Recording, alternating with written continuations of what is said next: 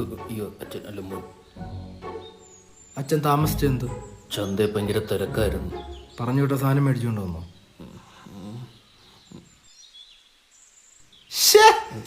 ഇത് ഗേൾസിനുള്ളതല്ലേ, ബോയ്സിനുള്ളത് എന്തേ? 19 കൊല്ലമായിട്ട് ജീവിക്കുന്നില്ലേ? ഇതുവരെ മനസ്സിലായില്ലേ? അത് നിങ്ങളെ മോനായി ജനിച്ച എന്നെ പറഞ്ഞാ മതി. ഏത് സമയത്ത് ഈ കിൻഡർ ജോയിൽ ഇത്രയും വ്യത്യസ്തത ഉണ്ടെന്ന് ഞാൻ അറിഞ്ഞില്ല. കിൻഡർ ജോയിയാ? അച്ഛാ, ചേട്ടനോട് കളിച്ചു നടന്നവർക്കൊക്കെ 2 പിള്ളേരായി. നിങ്ങൾ അങ്ങനെ അടുത്ത് പഠിക്കുവാൻ പറഞ്ഞേ. എടാ മോനെ, ഇത് പറയാൻ ഞാൻ അവന്റെ അടുത്തോട്ട് ചെല്ലുമ്പോ അവ അച്ഛനും ഞാൻ മോനുമായി പോകൂടാ. ഇയാളിത് എന്തോന്ന് അച്ഛൻ? എന്താടാ ഈ സാധനം അവിടെ ഇട്ട് ചെല്ലി പോ. വലിയ പരിപാടിയാണല്ലോ. സൂക്ഷിച്ച്. ഇതാര് മോനെ? പടയാളിയാ. ഏത് രാജ്യത്ത്?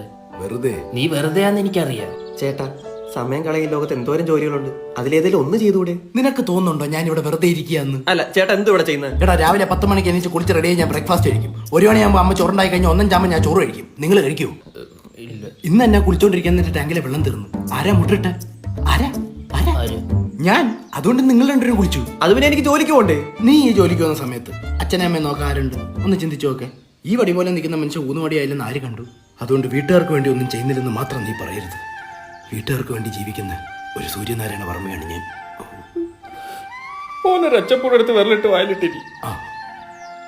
അച്ഛാ, എന്റെ പടയാളി തന്നില്ലെങ്കിൽ ഞാൻ കൊല്ലാളിയാണ്. കൊടറാവാളിയത്